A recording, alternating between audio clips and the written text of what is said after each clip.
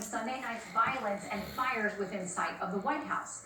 Now, when Barr, we're told, arrived to the area Monday afternoon, and not long before the city's curfew, we're told a protester reportedly tossed a bottle at him. Then he renewed his order, as he'd said before, that the area needed to be cleared. Now, not long after that, President Trump walked across the park to visit St. John's Church.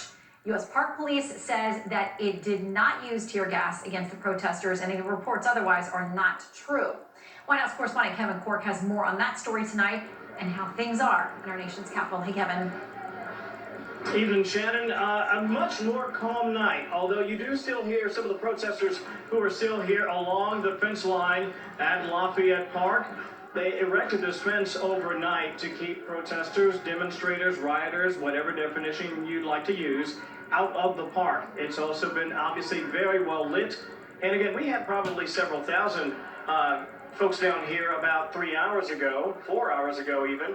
If you consider curfew was at 7 o'clock, it was packed. Here we are 4 hours hence, and we still have at least a few hundred people here. I mentioned that it's been mostly relatively calm, but it hasn't always been calm. You've seen the fence shaking here. We have seen bottles hurled over that fence line. That has brought law enforcement and the military ever so close to that fence line. Now, before dark, there was just a mild bit of vandalism. I saw a guy climbing a street lamp there, and he ripped down a sign. But other than that, it was mostly chanting and songs, and mostly peaceful during the day.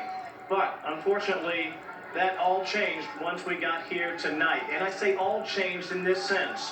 Most of the crowd left, but the hardcore few hundred that are still here, again, have been mostly calm, but they're beginning to shake the fence. And the concern is, how might law enforcement react? Will we see more pellets? Will we see pepper balls, which obviously I've seen over the past couple of days? I do want to touch on something that happened on Monday. You talked about that helicopter hovering over the